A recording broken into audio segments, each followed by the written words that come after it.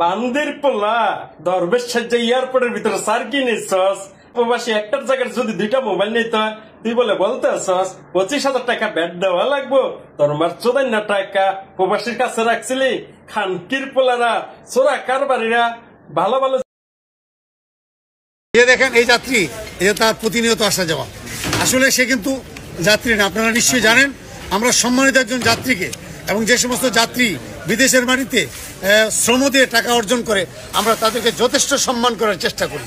যে সমস্ত যাত্রী নর্মালি বিদেশে আসা যাওয়া করেন শুধুমাত্র শ্রমের বিনিময়ে টাকা কামাই করেন তারা অত্যন্ত পোলাইট, তারা অত্যন্ত ভদ্র, তারা আমাদেরকে অত্যন্ত রেসপেক্ট করে এবং আমরাও তাদের সবচেয়ে দুঃখের বিষয় এই মুসলিমীয় শতাধিক বা 200-500 লোক যারা কিনা এই বিভিন্ন কান্ট্রিতে যায় গোল্ড এবং কসমেটিক্সের আইনা ব্যবসা করতেছে এবং হরদম আসা যাওয়া করে এই তারা কিন্তু আসা যাওয়ার কারণে আমাদেরকে যাত্রীদেরকে স্ক্যান দিতে হয়, যাত্রীদেরকে পরীক্ষা করতে হয়। আর যার ফলে তারাই বড় গলায় আমাদেরকে বলে আপনারা আমাদেরকে হয়রানি করতেছেন, কিন্তু মূলত তারা আমাদেরকে হয়রানি করতেছে।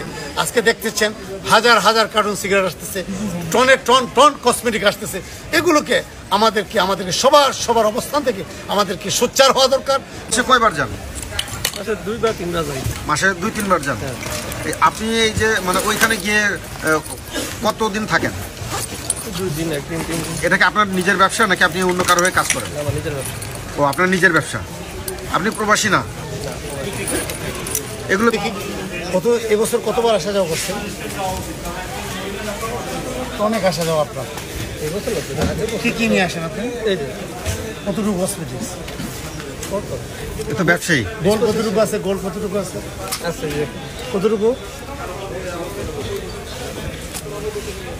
কতটুকু গোল্ড এখানে? 100 গ্রাম। বছরে কতবার আসা যাওয়া করেন? এই যে দেখেন আপনার পাসপোর্টের অবস্থা। একবার এই যাত্রী যখন বাইরে যায় তখন এই যাত্রী এক কমপক্ষে 15 লক্ষ টাকার গোল্ড এবং এই কসমেটিক নিয়ে আসে। এদিকে আসেন, এই গোল্ডটা কার? সত্য করে বলেন, এদিকে আসেন। কার? শোনো, এদিকে দিলেন কার? 15টা কার? আমার দিকে তাকা, এদিকে তাকান। 15টা কার? এর বিনিময়ে কত টাকা পান? 10,000 টাকার বিনিময়ে রাষ্ট্রের 15 লক্ষ টাকা চলে যায়।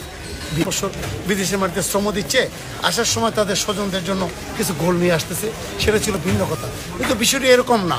বিষয়টি হলো একজন লোকের পণ্য সে ক্যারি করতেছে, এই বহন করার বিনিময়ে সে অল্প কিছু টাকা 10,000 টাকা পায়। 10,000 টাকার বিনিময়ে 14 লক্ষ থেকে 15 লক্ষ টাকা বিদেশে চলে যাচ্ছে।